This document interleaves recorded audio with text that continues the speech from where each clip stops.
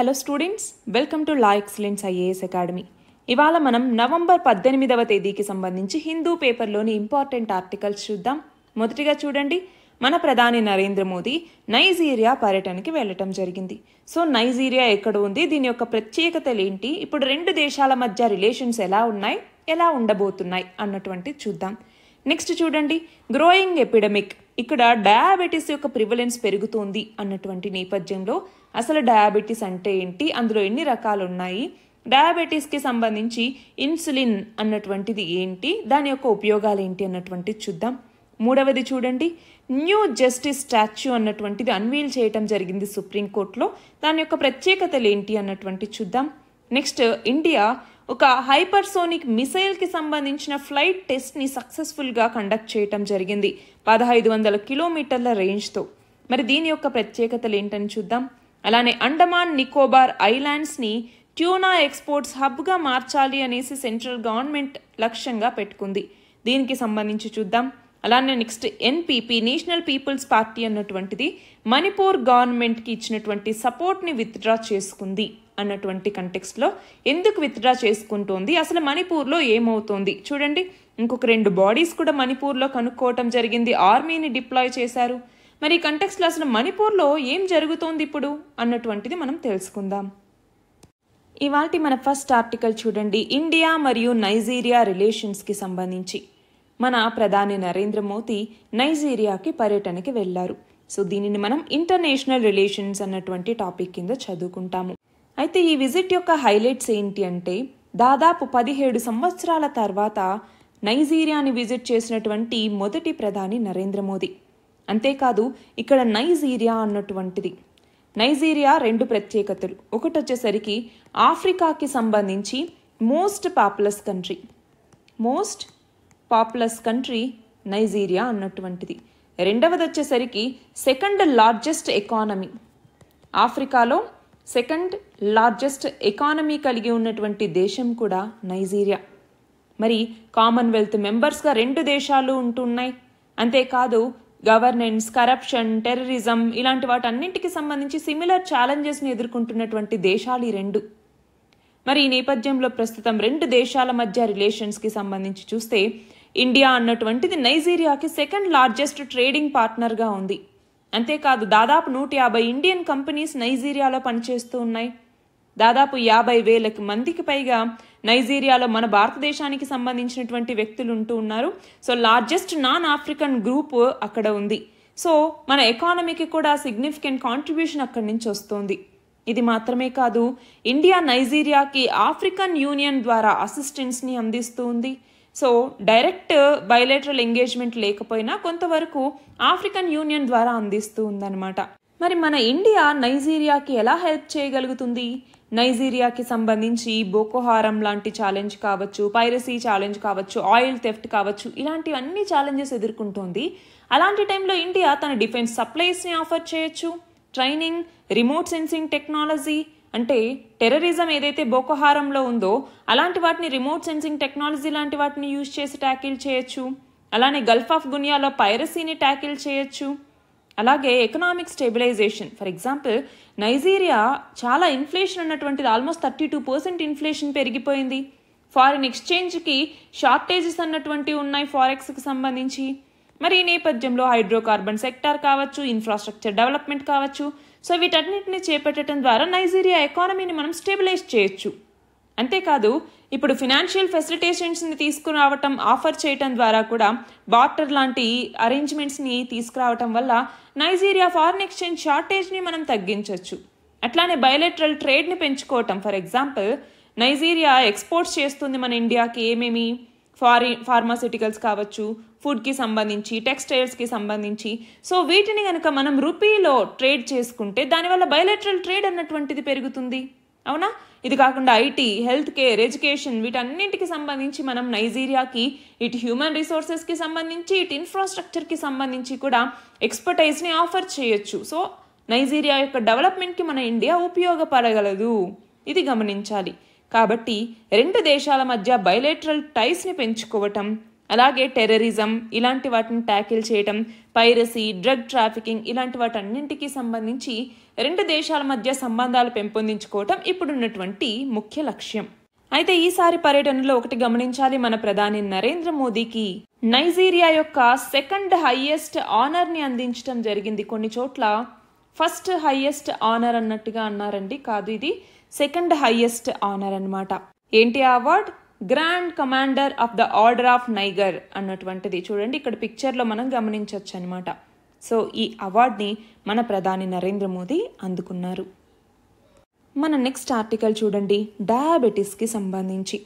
మనము దీనిని health paper 2లో సోషల్ సెక్టార్ కింద హెల్త్లో డిసీజెస్ అన్నటువంటి టాపిక్ కింద డయాబెటీస్ని చదువుకుంటాము. అయితే డయాబెటిస్ మిల్లిటస్ అని పిలుస్తూ ఉంటాం. సో ఈ డయాబెటీస్ అన్నటువంటిది ఒక క్రానిక్ డిసీజ్ అనమాట.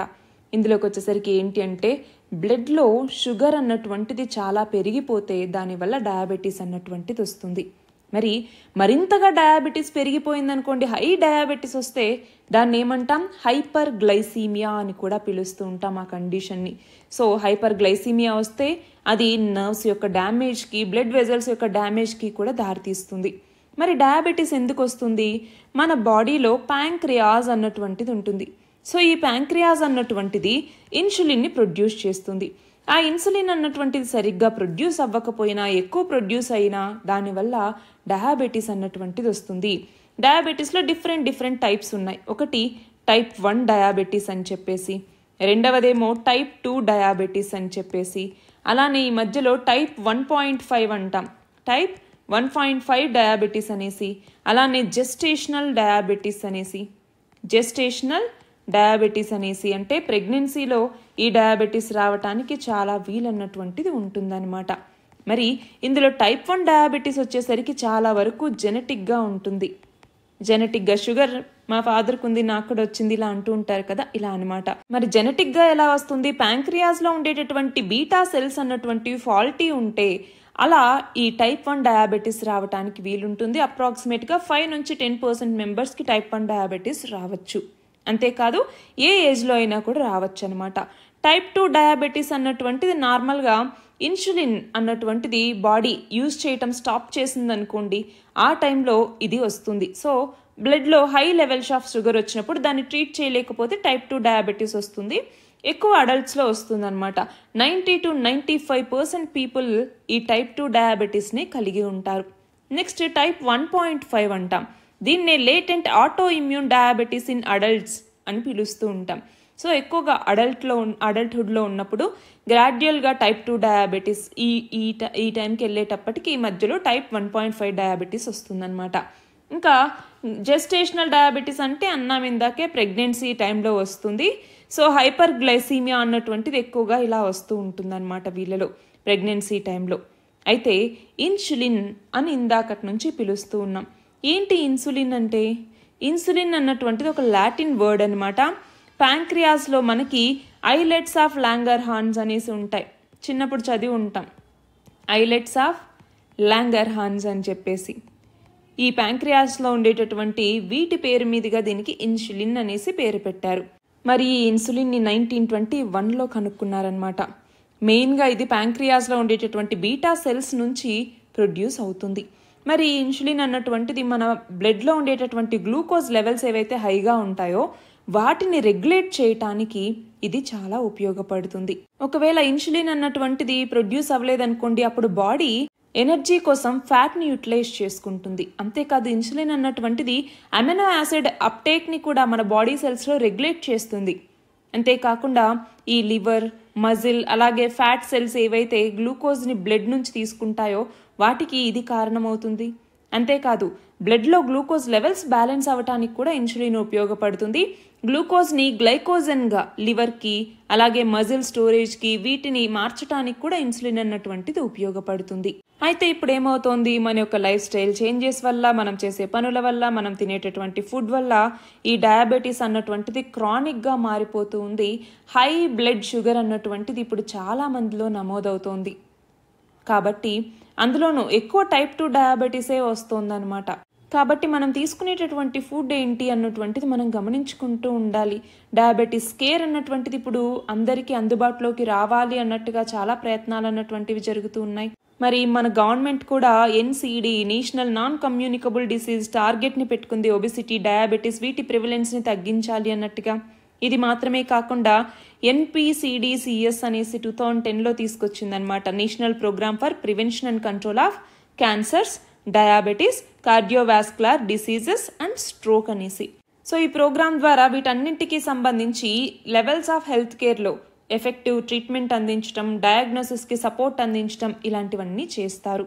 అంతేకాదు ఇంటర్నేషనల్ డయాబెటీస్ ఫౌండేషన్ అనేది 2019లో డయాబెటీస్ అట్లాస్ అనేసి ప్రిపేర్ చేసింది. అందులో టాప్ 10 కంట్రీస్లో మన భారతదేశం కూడా ఒకటి ఉంది ఈ డయాబెటీస్ కేసెస్కి సంబంధించి. సో నాన్ కమ్యూనికబుల్ డిసీజ్ కాబట్టి ఇప్పుడు ఎక్కువ డయాబెటీస్ వచ్చిందంటే దానివల్ల అర్లీగా చనిపోయే రిస్క్ అన్నటువంటిది కూడా పెరుగుతుంది. కాబట్టే ఇప్పుడు డయాబెటీస్ని వీలైనంత వరకు ఎలిమినేట్ చేయాలి. దానికోసం ఇప్పుడు మనం చూస్తే ఇప్పుడు ఇండియాలో హయ్యెస్ట్ నెంబర్ ఆఫ్ పీపుల్ ఉన్నారు డయాబెటీస్కి సంబంధించి. అంతేకాదు దాదాపు 133 మిలియన్ పీపుల్, అది కూడా 30 సంవత్సరాల పైన ఉన్నటువంటి వాళ్ళలో డయాబెటీస్ని ట్రీట్ చేయకుండా అలానే వదిలేసినటువంటి వాళ్ళ లిస్టులో మన భారతదేశం మొదటిగా ఉంది. మరి ఇలా పెరగటానికి రీజన్ ఏంటి అంటే ఇందాక అనుకున్నట్టుగా సరైన మెడికేషన్ అన్నటువంటి తీసుకోకపోవటం, లేదు అంటే ఇష్టం వచ్చినట్టుగా ఫుడ్ ఫ్యాక్టర్స్ అన్నటువంటివి మారుతూ ఉండటం కావచ్చు. అలానే చాలామంది పర్టికులర్గా సౌత్ ఇండియాలోకి వచ్చేసరికి ఈ డయాబెటీస్ ప్రివిలెన్స్ అన్నటువంటిది చాలా ఎక్కువ అవుతూ ఉంది లాస్ట్ 3 డికేడ్స్లో. సో దీని యొక్క ప్రివిలెన్స్ని తగ్గించాల్సిన అవసరం ఉంది. అయితే ఇంకొకటి గుర్తుపెట్టుకోవాలి, ఇండియాని డయాబెటీస్ క్యాపిటల్ ఆఫ్ వరల్డ్ అని కూడా పిలుస్తూ ఉంటారు. ఎందుకంటే వరల్డ్లో దాదాపు 17% మంది పీపుల్ ఈ డయాబెటీస్ని కలిగినటువంటి వాళ్ళు మన భారతదేశంలోనే ఉన్నారు అన్నట్టుగా ఈ పేరుని పెట్టారనమాట. కాబట్టి అంటే ఒకటండి, మన డైటరీ ప్యాటర్న్స్ ఏవైతే ఉన్నాయో వాటిని సరిగ్గా అదుపులో పెట్టుకుని ఫిజికల్ యాక్టివిటీ చేసుకుంటూ బాడీ వెయిట్ని ఇంక్రీజ్ అవ్వకుండా చూసుకోవటం, అంటే ఎస్పెషల్గా అబ్డామినల్ ఫ్యాట్ లాంటివి అక్యుములేట్ అవ్వకుండా చూసుకుంటే కనుక మనం వీలైనంత వరకు ఈ డయాబెటీస్ ప్రివిలెన్స్ని తగ్గించుకోవచ్చు. మన నెక్స్ట్ ఆర్టికల్ చూడండి. రీసెంట్గా సుప్రీంకోర్టు కొత్త జస్టిస్ స్టాచ్యూని అన్వీల్ చేయటం జరిగింది. సో దీనిని మనం పాలిటీలో జ్యుడిషియరీ అన్నటువంటి టాపిక్ కింద చదువుకుంటాము. మరి సుప్రీంకోర్టుల యొక్క న్యాయమూర్తుల భవనంలో రీసెంట్గా కొత్త లేడీ జస్టిస్ స్టాచ్యూని అన్వీల్ చేశారనమాట, చీఫ్ జస్టిస్ ఆఫ్ ఇండియా డైరెక్షన్స్తో. మరి ఈ స్టాచ్యూ యొక్క ప్రత్యేకతలు ఏంటి అన్నటువంటిది మనకు తెలియాలి. అందులో ఒకటి వచ్చేసరికి పిక్చర్ చూడండి, ఒకటి వచ్చేసరికి ఇక్కడ న్యాయదేవత యొక్క కళ్ళకి గంతలు అన్నటువంటివి ఉండవు, అంటే బ్లైండ్ ఫోల్డ్ని తీసేశారు, న్యాయదేవత అన్నింటినీ చూస్తోంది అనేసి అర్థం. రెండవది వచ్చేసరికి న్యాయదేవత చేతిలో ఇక్కడ ఇంతకుముందు ఖడ్గం ఉండేది, దానికి బదులుగా ఇప్పుడు కాన్స్టిట్యూషన్ రాజ్యాంగాన్ని ఉంచారు. మూడవది వచ్చేసరికి చూడండి, రైట్ హ్యాండ్లో ఇక్కడ ఏదైతే తులా అన్నటువంటిది ఉందో ఇది ఇంతకుముందు ఒకవైపు కిందికి ఒకవైపు పైకి ఉండేదన్నమాట. కానీ ఇప్పుడు అలా కాకుండా సేమ్ ఒకేలాగా ఉంటుంది. అంటే ఏంటి, ఇప్పుడు ఇద్దరు వైపుల నుంచి కూడా సరిగ్గా సమానంగా వింటోంది అన్నటువంటిది అనమాట. ఇంకా చివరిగా ఇంతకుముందు ఏదైతే ట్రెడిషనల్ వెస్ట్రన్ రోబ్ని ధరించినటువంటి న్యాయదేవత ఇక్కడ చూడండి చీరని ధరించింది.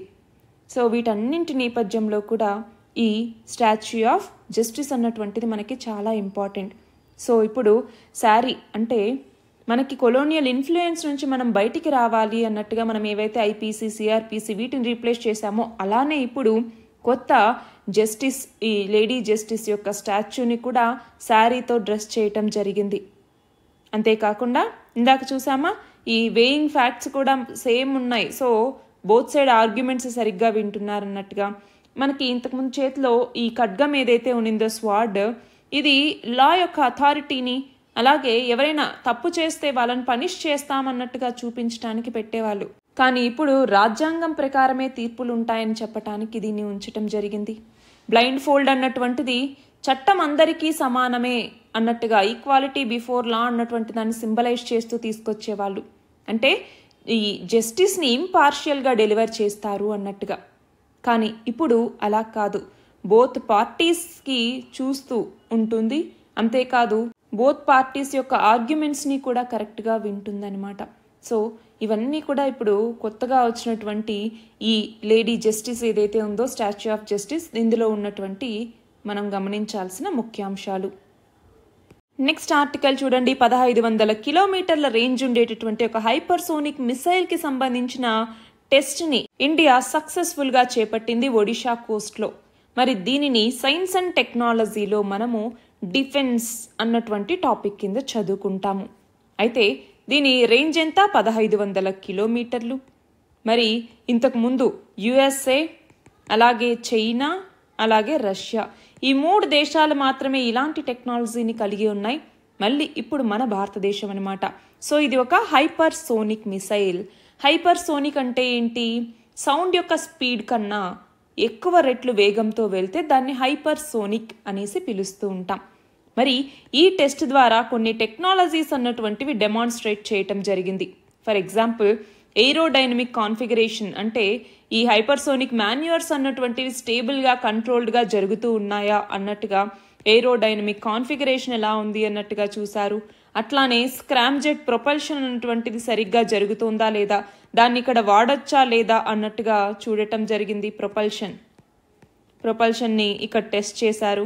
స్క్రామ్జెట్ అనేది ఎయిర్ బ్రీతింగ్ జెట్ ఇంజిన్ ఉంటుందన్నమాట. దీంట్లో ఏంటి? హైపర్సోనిక్ స్పీడ్తో వెళ్తూ ఎయిర్ని కంబషన్కి వాడుకోవటం, ఆక్సిజన్ బదులుగా ఎయిర్లో ఉన్నటువంటి ఆక్సిజన్ని తీసుకుంటాయన్నమాట. అట్లానే ఏరోథర్మల్ ఎన్విరాన్మెంట్స్ డిఫరెంట్గా ఉంటాయి. సో ఎక్స్ట్రీమ్ థర్మల్ ఎన్విరాన్మెంట్స్లో కూడా వెళ్ళగలవా లేదా అన్నట్టుగా ఆ థర్మోస్ట్రక్చరల్ క్యారెక్టరైజేషన్ ఎలా ఉంటుంది అన్నట్టుగా చూడటానికి ఇది ఉపయోగపడింది. అట్లానే హైపర్సోనిక్ వెలాసిటీస్లో సపరేషన్ మెకానిజం అన్నటువంటిది ఎలా పనిచేస్తుంది అన్నట్టుగా చూడటం. ఇప్పుడు మనం హైపర్సోనిక్ అంటున్నాం అంటే ఏమన్నాము? సౌండ్ యొక్క స్పీడ్ కన్నా చాలా రెట్లు, ఫర్ ఎగ్జాంపుల్ 5 రెట్లు వేగంతో కనీసం వెళ్తుందన్నమాట. సో దాన్ని మ్యాక్ అంటాం. మ్యాక్ స్పీడ్లో మ్యాక్ 5 స్పీడ్ కన్నా ఎక్కువ వెళ్తే దాన్ని మనం హైపర్సోనిక్ అనేసి పిలుస్తూ ఉంటాము. మరి హైపర్సోనిక్ వెపన్స్ వచ్చేసరికి చాలా హై స్పీడ్తో వెళ్తాయి కాబట్టి దాన్ని డిటెక్ట్ చేయాలన్నా, ఇంటర్సెప్ట్ చేయాలన్నా చాలా డిఫికల్ట్. మరి ఇది కాకుండా మన భారతదేశంలో ఇంకా మిసైల్ సిస్టమ్స్ ఏమేమి ఉన్నాయి? ఆకాశ్ అని చెప్పేసి, బ్రహ్మోస్ అని చెప్పేసి, నాగ్ అని, అస్త్ర అని, అగ్ని అని, ఇలాంటివన్నీ ఉన్నాయి. వీటిని ఇప్పుడు తయారు చేసింది ఎవరు? ఈ మిసైల్ని ఇండిజినస్గా డెవలప్ చేశారు. ఎవరు డెవలప్ చేశారు? DRDO, defence research and development organisation. 1958వ సంవత్సరంలో R&D వింగ్గా ఇది మినిస్ట్రీ ఆఫ్ డిఫెన్స్ కింద ఏర్పడింది అనమాట.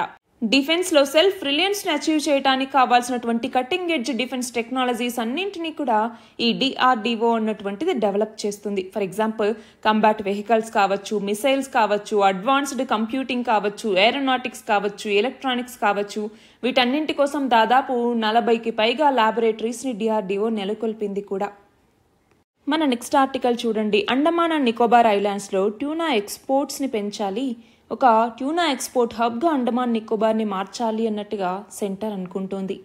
మరి ఈ నేపథ్యంలో మనం ఎకానమీకి సంబంధించి దీన్ని చదువుకుంటాము. అయితే మన union ministry of fisheries, animal husbandry and daring అన్నటువంటిది ఒక నోటిఫికేషన్ని జారీ చేసింది. దీనికి సంబంధించి అండమాన్ అండ్ నికోబార్ ఐలాండ్లో ట్యూనా క్లస్టర్ని డెవలప్ చేస్తాము అన్నట్టుగా. సో ట్యూనా క్లస్టర్ని దేని కింద డెవలప్ చేస్తారు? ప్రధానమంత్రి మత్స్య సంపద యోజన అన్నటువంటి స్కీమ్ కింద డెవలప్ చేయటం జరుగుతుంది. మరి ఈ స్కీమ్ని 2020లో తీసుకొచ్చారు. బ్లూ రెవల్యూషన్ని సస్టైనబుల్ అలాగే రెస్పాన్సిబుల్ డెవలప్మెంట్ ద్వారా ఫిషరీస్ సెక్టార్లో సాధించాలి అన్నటువంటి లక్ష్యంతో. మరి దీనిని 5 సంవత్సరాల కాలానికి గాను ఇంప్లిమెంట్ చేస్తూ ఉన్నారు. అంటే 2020-21 నుంచి 2024-25 వరకు. మరి ఏంటి ప్రధానమంత్రి మత్స్య సంపద యోజన యొక్క ఆబ్జెక్టివ్స్? దీని ద్వారా ఫిషరీస్ సెక్టార్ యొక్క పొటెన్షియల్ని మనం మరింతగా పెంచుకోవాలి, ఫిష్ ప్రొడక్షన్ మరియు ప్రొడక్టివిటీని ఎన్హాన్స్ చేసుకోవాలి. దానికోసం ఈ ల్యాండ్ అలాగే వాటర్ని ప్రొడక్టివ్గా వాడుకోవటం, ఎక్స్పాండ్ చేయటం, డైవర్సిఫికేషన్ అన్నటువంటి చేయటం, ఇలాంటివన్నీ. అట్లానే వాల్యూ చైన్ని కూడా బాగా స్ట్రెంగ్తెన్ చేసుకోవాల్సినటువంటి అవసరం అన్నటువంటిది ఉంది. మోడర్నైజ్ చేసుకోవాలి, స్ట్రెంగ్తెన్ చేసుకోవాలి. Post harvest management, quality improvement ఇవన్నీ కూడా పెంచుకోవాలి. మరి ఇప్పుడు అండమాన్ అండ్ నికోబార్ ఐలాండ్స్కి సంబంధించి దాదాపు 6 లక్షల స్క్వేర్ కిలోమీటర్ల ఎక్స్క్లూజివ్ ఎకనామిక్ జోన్ అన్నటువంటిది మనకి ఉంది. కాబట్టి ఇప్పుడు ఆ సీ రిసోర్సెస్ని మనం సరిగ్గా ఎక్స్ప్లాయిట్ చేసుకోవట్లేదు. పర్టికులర్గా ట్యూనా కావచ్చు, ట్యూనాకి హై వాల్యూ ఉందన్నమాట. దాదాపు 60,000 మెట్రిక్ టన్నుల ఈ ట్యూనా ఫిషెస్ని అక్కడ పట్టచ్చు. మరి ట్యూనా అన్నటువంటిది ఏంటి? ఫిషెస్కి సంబంధించి మన ఓపెన్ సీలో కాంటినెంటల్ షెల్ఫ్కి అవతల సైడ్ ట్యూనాస్ అన్నటువంటివి ఎక్కువగా ఉంటాయి. ఇవి దాదాపు మనం చూస్తే పోషకాలు ఎక్కువగా కలిగినటువంటి కమర్షియల్లీ వాల్యుబుల్ ఫిష్గా ఒకటిగా దీన్ని చెప్పచ్చు. మరి ఈ క్లస్టర్ ద్వారా ఏం చేద్దాం అనుకుంటూ ఉన్నారు?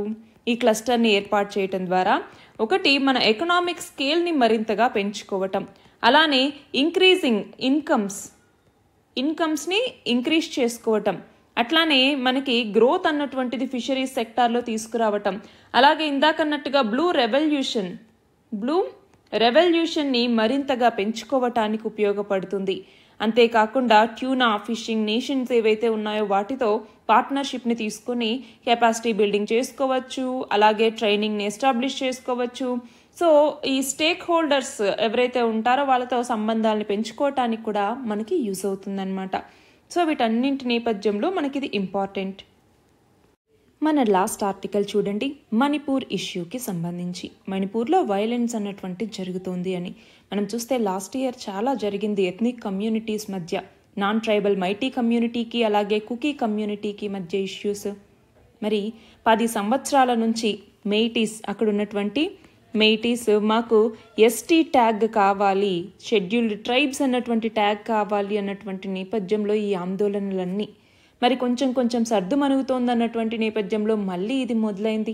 మనం చూస్తూనే ఉన్నాం చూడండి. ఇంఫాల్లో ఇంకొక 2 డెడ్ బాడీస్ అన్నటువంటివి దొరికాయి. ఇదే నేపథ్యంలో ఎన్పీపీ తన యొక్క సపోర్ట్ని అక్కడున్నటువంటి మణిపూర్ గవర్నమెంట్ నుంచి వెనక్కి తీసేసుకోవటం జరిగింది. సో ఇవన్నీ కూడా మనం ఇంటర్నల్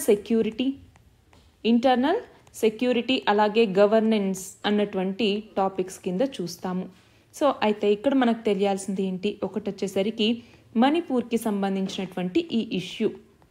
సో సింపుల్గా చెప్పాలి అంటే మణిపూర్లో మొత్తం ఇంఫాల్ వ్యాలీ అన్నటువంటిది చుట్టుపక్కల ఉన్నటువంటి హిల్స్. సో ఈ ఇంఫాల్ వ్యాలీ చుట్టుపక్కల ఉండేటటువంటి హిల్స్లోకి వచ్చేసరికి హిల్స్లో ఏమో ఎస్టీ పీపుల్ నివసిస్తూ ఉన్నారు. కుకీస్ కావచ్చు, అలాగే జోమీస్ కావచ్చు, నాగా ట్రైబ్స్ కావచ్చు, వీళ్ళంతా. మరి ఈ ఇంఫాల్ వ్యాలీలోకి వచ్చేసరికి ఎక్కువ డామినేషన్ వచ్చేసరికి మైతీలది ఉంటుందన్నమాట. మరి మొత్తం ఇంఫాల్ వ్యాలీ జాగ్రఫికల్ ఏరియాలో ఓన్లీ 10% మాత్రమే ఉన్నా కూడా మైతీస్కి దాదాపు మొత్తం 60 ఎమ్మెల్యేలు 40 ఎమ్మెల్యేలు వీళ్ళే ఉంటారు. మిగతా 90% జాగ్రఫికల్ ఏరియాస్లో ఉన్నటువంటి ఈ ట్రైబల్స్కి కేవలం 20 ఎమ్మెల్యేస్ మాత్రమే అన్నమాట మొత్తం 60 ఇంటికి. అంతేకాదు దాదాపు 35% ఐడెంటిఫైడ్ ట్రైబల్స్ హిల్స్లోనే నివసిస్తూ ఉంటారు. మరి అలాంటి దగ్గర నుంచి చూడండి ఓన్లీ 20 ఎమ్మెల్యేస్ మాత్రమే. అలానే మెజారిటీ ఆఫ్ మైతీస్ వచ్చేసరికి హిందూస్, కొంతమంది ముస్లిమ్స్ ఉన్నారు. మిగతా ట్రైబ్స్ ఎవరైతే ఉన్నారో వాళ్ళని ఎనీ నాగా ట్రైబ్ అని, ఎనీ కుకీ ట్రైబ్ అని ఇలా కేటగరైజ్ చేస్తాం జనరల్గా. వీళ్ళంతా మెజారిటీ వచ్చేసరికి క్రిస్టియన్స్ అనమాట. సో ఇప్పుడు ఏమైంది? ఈ మణిపూర్లో వైలెన్స్కి రీజన్ ఏంటి అంటే మైతీ కమ్యూనిటీ మమ్మల్ని షెడ్యూల్డ్ ట్రైబ్స్ కింద చేర్చండి అన్నట్టుగా 10 సంవత్సరాల నుంచి అడుగుతూ ఉంటే మణిపూర్ హైకోర్టు ఆ స్టేట్ గవర్నమెంట్కి ఎస్టీస్ ట్యాగ్ని ఇవ్వటానికి వీలవుతుందా లేదా చూడండి అన్నట్టుగా చెప్పడంతో గొడవలు అన్నటువంటివి అక్కడ చెలరేగాయి. చాలామంది చనిపోయారు, ఆస్తి నష్టం, ప్రాణ నష్టం ఇవన్నీ కూడా మనం చూసాం. అయితే మనం ఇక్కడ మళ్ళీ ఏమైంది? కొంత సర్దుమణిగిందన్న తర్వాత మళ్ళీ ఇప్పుడు చిన్న గొడవలు అన్నటువంటివి స్టార్ట్ అవుతూ ఉన్నాయి. అటువైపు వాళ్ళు ఇటువైపు వాళ్ళని చంపివేయటం ఇవన్నీ జరుగుతూ ఉన్నాయన్నమాట. అలాగే ఇక్కడ ఇప్పుడు ఎన్పీపీ నేషనల్ పీపుల్స్ పార్టీ అన్నటువంటిది తన యొక్క సపోర్ట్ని విత్డ్రా చేసుకుంది. మరి ఈ నేపథ్యంలో ఎన్పీపీ నేషనల్ పీపుల్స్ పార్టీ అన్నటువంటిది నేషనల్ పార్టీనా, స్టేట్ పార్టీనా? ఎన్పీపీ అన్నటువంటిది నేషనల్ పార్టీ. మరి ప్రస్తుతం మన దేశంలో ఎన్ని నేషనల్ పార్టీస్ ఉన్నాయి? పొలిటికల్ పార్టీస్ 6 ఉన్నాయి. ఏమేంటవి? ఒకటి వచ్చేసరికి BJP, Bharatiya Janata party, 2 INC, Indian national Congress, 3 CPIM అంటే communist party of India marxist, 4వది వచ్చేసరికి బహుజన్ సమాజ్ పార్టీ, 5వది ఆమ్ ఆద్మీ పార్టీ, 6వది వచ్చేసరికి నేషనల్ పీపుల్స్ పార్టీ. ఈ 6 కూడా నేషనల్ పార్టీ స్టేటస్ని కలిగి ఉన్నాయి. అయితే ఇంతకుముందు ఇంకొన్ని పార్టీస్కి ఉండేవి, కానీ 2023లో ఎలక్షన్ కమిషన్ ఆఫ్ ఇండియా ఏం చేసింది, కొన్ని పార్టీస్కి నేషనల్ పార్టీ స్టేటస్ని విత్డ్రా చేసుకుంది. అవి ఏంటి, ఆల్ ఇండియా తృణమూల్ కాంగ్రెస్ అన్నటువంటిది, అలానే నేషనలిస్ట్ కాంగ్రెస్ పార్టీ అన్నటువంటిది, అలానే కమ్యూనిస్ట్ పార్టీ ఆఫ్ ఇండియా. ఈ మూడింటికి కూడా తనకున్నటువంటి నేషనల్ పార్టీ స్టేటస్ని వెనక్కి తీసేసుకుందనమాట. అంటే నేషనల్ పార్టీ స్టేటస్ని ఒక పొలిటికల్ పార్టీకి ఇచ్చేటటువంటి అథారిటీ ఎవరు కలిగి ఉంటారు, ఎలక్షన్ కమిషన్ ఆఫ్ ఇండియా. ఇవి ఇవాల్టి మన important articles. All the very best and thank you very much.